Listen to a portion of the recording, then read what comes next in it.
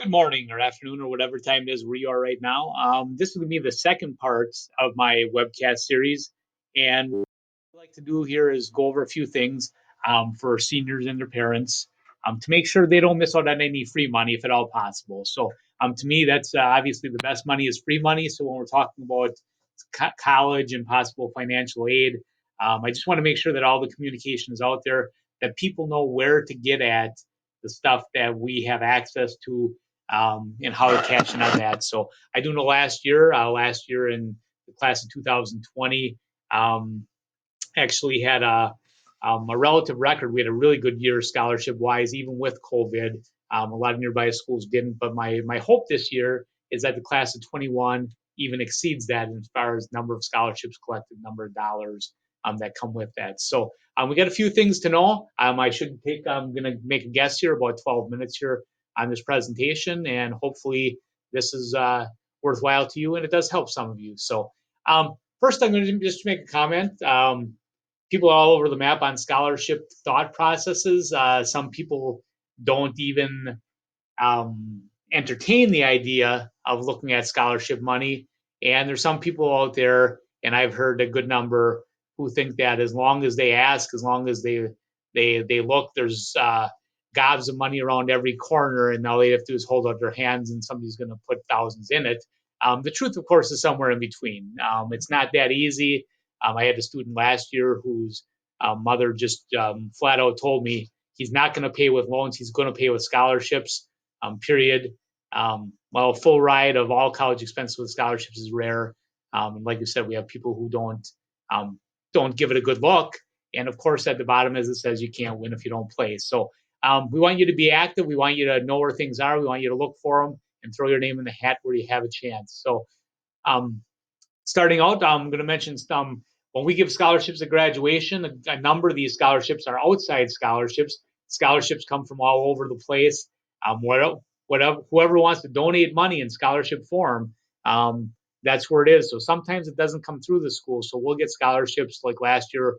One was, say, a Piggly Wiggly. One was from Jagaman, an industry place. Sometimes they come from churches. So if there's outside scholarships, that part's on the student or the family to secure those, because those things, of course, mom's work or my workplace or church or something like that, we wouldn't have access to. So some of those things you want to keep your eyes open. I'll mention one place for sure that's going to be pretty much on you in a second. At the very, very least, always check the website of the school you'll attend. Now, you could say that's on us a little bit, but there's 3,000 schools out there. There's 40 schools just in Wisconsin that are pretty common for students to attend, and everybody handles their scholarship situations differently. So you always want to check the website of the school you'll attend to see how freshman scholarships have a chance of playing out. I'm down here. I just click the website. Down here, I put the Stevens Point website. You could copy and paste that into your browser and see what that looks like. But if you're going to Fox Valley Tech, you need to check out the Fox Valley Tech site, Stevens Point, Whitewater, wherever you are. If they have money to give, you want to find out how that happens and what you can do to possibly tap into that. Okay. Also, if you want on your own to cast a really wide net, you can do that. There's national scholarship databases out there. I put down 5 of the more common ones out there, with FastWeb, the very top one, being the most common. So I'm not going to overplay or underplay this. Again, it goes into the category of you can't win if you don't play. But a place like FastWeb is going to say they have 800,000 scholarships in their database, and that is true. But there's some caveats to that make it sound, it doesn't mean you're automatically going to get money, because the whole country has access to these national databases. Another piece to it is they're able to put some things in their database. They run a web crawler, and if they find scholarships, they could find some of our scholarships in Brilliant and put them on their FastWeb site. So kids in a high school in New Hampshire would be reading our scholarships. So part of that 800,000 is, part of it's not going to be not applicable, but it's a pretty easy deal. If you want to put your name in and get into FastWeb or CapEx or whatever, it's a pretty easy deal. You click on their sites, you're going to build your own profile. It takes maybe 15 minutes, and they will have scholarships come into your email as they deem may be interesting for you to look at. We've had a couple people win FAFSA scholarships over time, not a lot, but a couple. But those are national databases if you want to cast a wide net on your scholarship chase. So, okay. With that, I want to talk a little bit about some of the scholarships with the local component, or at least the local communication venue where we are able to get the information to you specifically. The first one you may have heard of is called the Peters Scholarship, and there's Peters Scholarship. Some highlights for the Peters Scholarship. It's as far as the Peters Scholarship goes, it's very unique, and I think we're lucky to have this one and the next one we're going to talk about here in Brillion. If you went to Wrightstown or Valders or West De Pere or Kaukauna, you could be in the same spot in your class and have no access to these things that could add up to $10,000 by the time you're done. But Peters Scholarship is available to anyone in the top half of the class, as the screen reads. It does pay retroactively. I want to do more than just read my own PowerPoint. The reason we don't pound a lot of information on the Peters Scholarship outside of this general information right now is there is nothing a student can do about it until after their first year in college, as far as sending anything in to collect or anything like that. So you just have to know how you get into the mix to where you can be part of the Peters, and that's being in the top 50% of your class. When you get to that point, it'll pay back a maximum of $2,000 per year if you're a four-year student, or $1,600 a year for tech school students. So actually, as a percentage of tuition, tech school students even get a little bit more as a percentage of tuition because their tuition is less dollars. It pays for up to 8 semesters of school. So once you start school, your clock starts ticking. If you take 5 years to graduate, you wouldn't get money in that 5th year, but you can get it for up to 8 semesters. They have a weird component here. You might want to revisit this sometime if you keep this screencast. The weird component here is it is 14 credits per semester to get anything back from the Peters Scholarship. Now, that doesn't mean that if you miss 14 credits once, you're done forever. Once you get in your name in the hat with graduating in the top 50% of your class, once that happens, you're eligible for all 8 semesters. But if in a given semester you have less than 14 college credits, you can't get money for that semester. There are also grading tiers on it, so you get more money. The higher your grades are, the more money you get. Again, max being $2,000 per year or $1,000 for a given semester. And then finally, I'm going to say there is a bonus component as it stands right now. There's a bonus component where if your grades are really good, your 3rd and 4th year of college, you can get a bonus on top of that $2,000. It's been running around $4,000, the bonus part.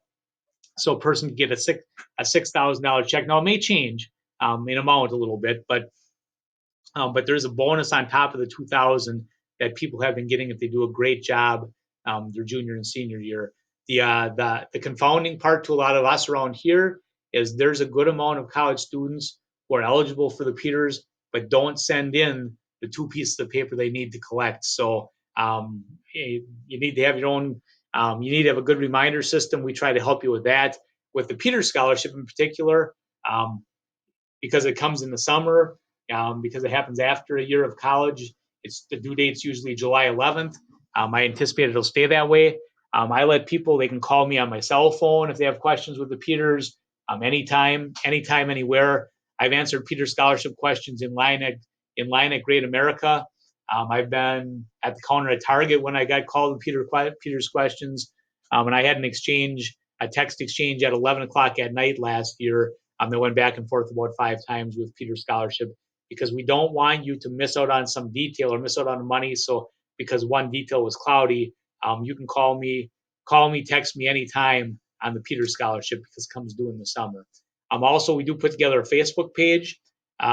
We recommend that students like that Facebook page. We'll have a meeting at the end of the year with students to like that.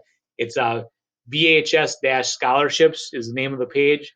I say that's reversed. It's scholarships-BHS.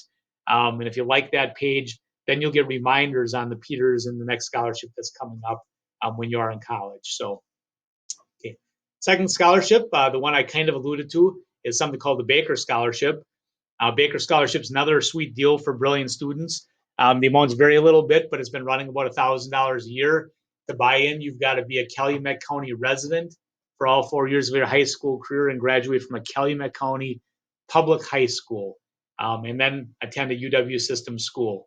So that's just how it's drawn up.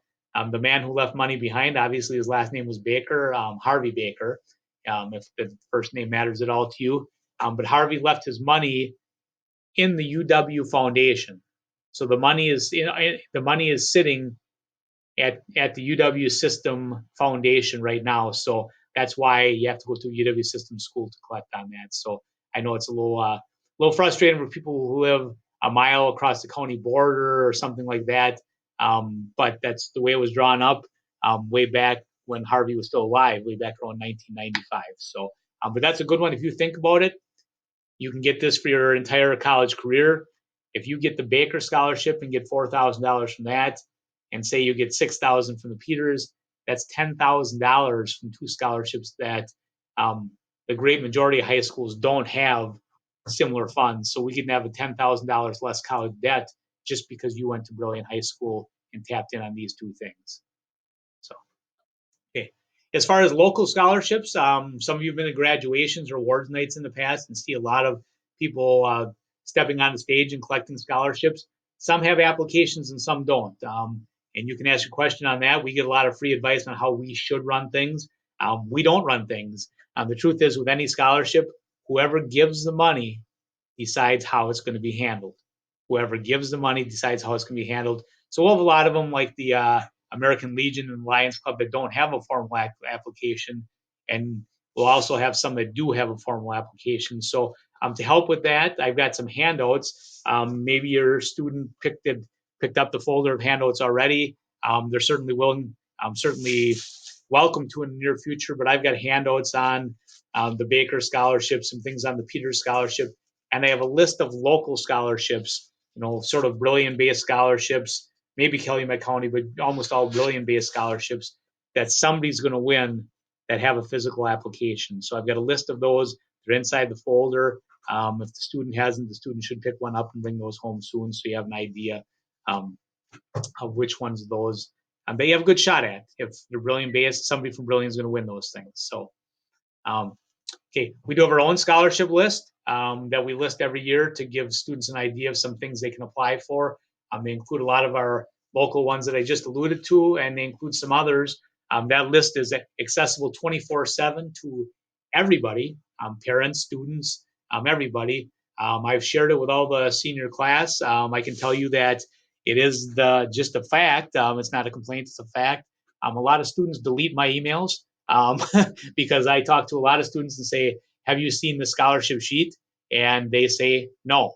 Well, it was shared with them and it was put in their Google Classroom, which I think notifies their email as well.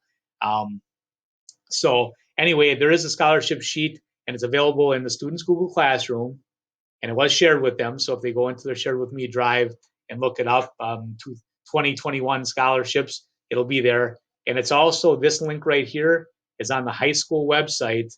I'm in the guidance section. It's our scholarship list, and it'll bring up right here the scholarship list that we make available to you guys as students, so and parents. So right now what I have is, you can see 2021 scholarships that are up and available already that people could apply for if they hit the criteria.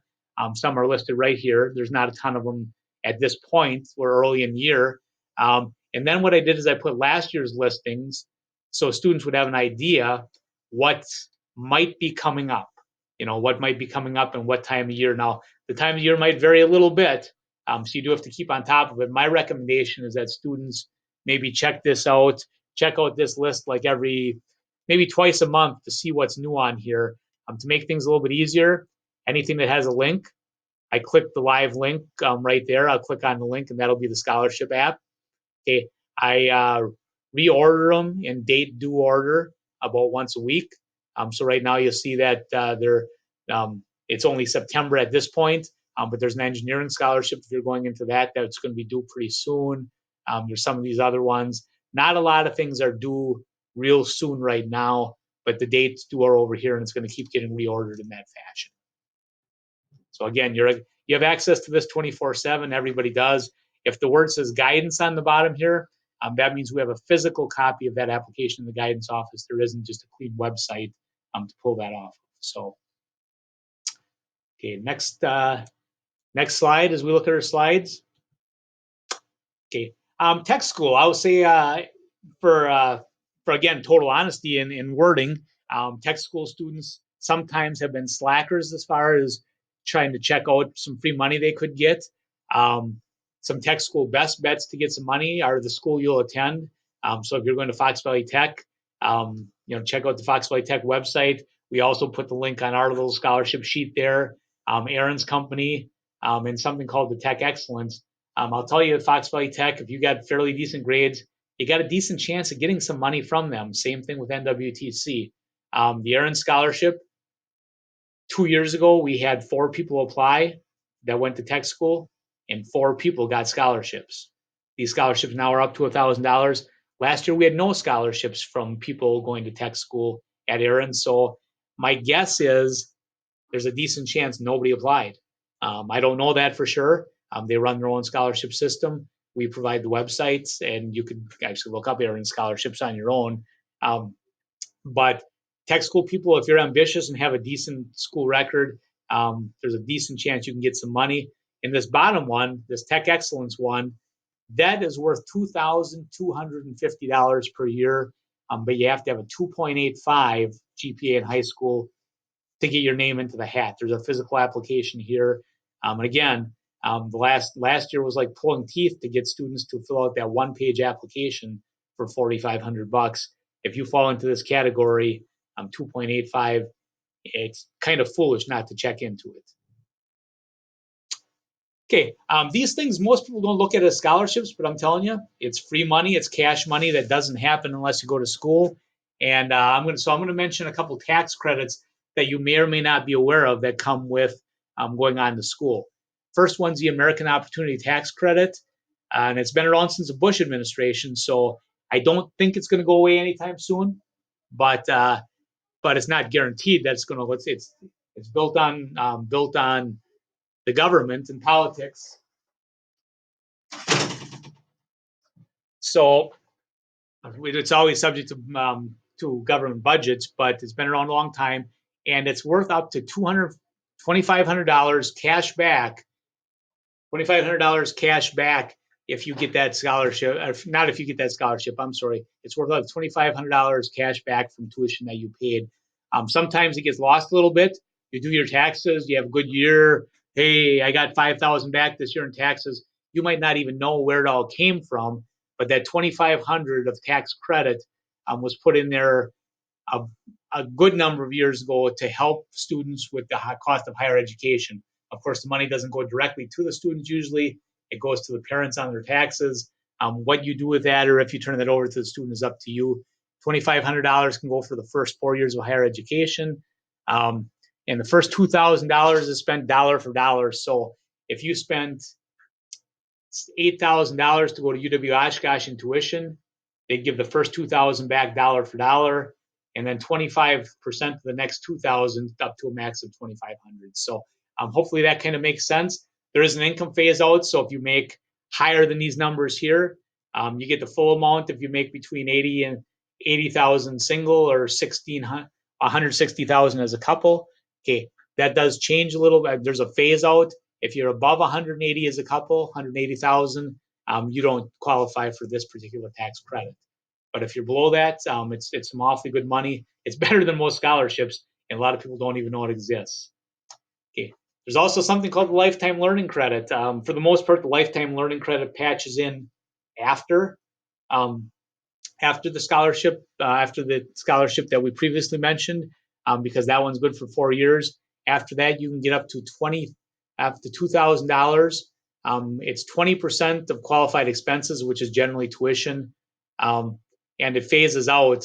Again, it phases out after $116,000 for married filing jointly, or $58,000 as a single. So, but there is money to be had for all 5 years. The beauty of it is part of the beauty of this is if you go to school for 4 years, you should get 5 years of tax credits because the academic year is different than the tax year. So for that reason, you should get the first half year of 21, and then you'll get another half year at the tail end when the students in their last year of college. So few pieces of information then when we come to the end. These came from various sources, but they're pretty common. One is don't mess with deadlines. Boy, it seems to be the nature of youth. If something is due February 14th and they have it today, it's almost like they feel there's a rule that they can't turn it in before the 13th of February. No, you can turn it in early. That's okay. But a lot of people get in trouble waiting till deadlines. I've had people email me at 10 o'clock at night because the link to somebody's scholarship is just going in a circle and they can't connect to it. Well, I can't go over to their house and fix their technology as well as the donor's technology at 10 o'clock the night before. Nobody can, obviously. Or they'll ask somebody for a letter of recommendation the night before something's due or the day that something's due. If you get within, I would say this, if you get within 48 hours of a deadline and something goes wrong, it's probably on you for waiting too long. I don't mess with deadlines. Things can go wrong, um, and everything's not instantaneous. And sometimes you rely on other people or other people's technology. Okay, the next tour came from donors. They recommend students if you're chasing scholarships, when you grab something that needs writing, write well. Okay, I think sometimes what's happened is people have gotten pretty relaxed, maybe because the Peters and Baker scholarship don't have an extensive application process. So those are pretty easy because we have some easy ones. The ones that do ask you to write and compete, we've gotten complaints from some local scholarship donors that our students kind of just rushed through it and didn't try to write well. So make sure you're organized. Make sure you have a scope and sequence to write what you write. Make sure it has a flow, that kind of thing. Donors also lament. Um, if you do happen to be fortunate enough to get some money, collect the money. Okay. Often, if you're going to get money, there'll be some communication on how to collect that money. Students often rely on us for that. We don't always get it. We usually don't get it. If somebody's giving money to you, they'll usually come in a letter form or an email form saying this is what you need to do to collect the money when the time comes. You've got to keep track of that communication, put it on your calendar, and do it. And so many donors over the years have lamented that students don't turn in their grades or turn in their college transcript to be able to collect this money, and they feel unappreciated actually when that happens. So do keep track of it. Do collect the money. Please collect the money if you have money coming to you. Um, and also from donors, they tell us thank you notes do matter, and they matter quite a bit. So when you get something, people get graduation gifts, maybe $20 for graduation from somebody. They almost always send a thank you, but sometimes they'll get $1,000 scholarship and not send it. We've had donors that stopped giving money because they didn't think people appreciated it. So that's not preaching. That's just those are passing along the pieces of advice that we've gotten from donors over the years. So again, our main source is going to be that scholarship sheet. Um, and otherwise, the Peters and Baker are the two most common and most generous scholarships. Don't forget the tax credits. Check out the school you're attending. And if you have any questions, please ask me. Thank you. This is Mr. Vandehei.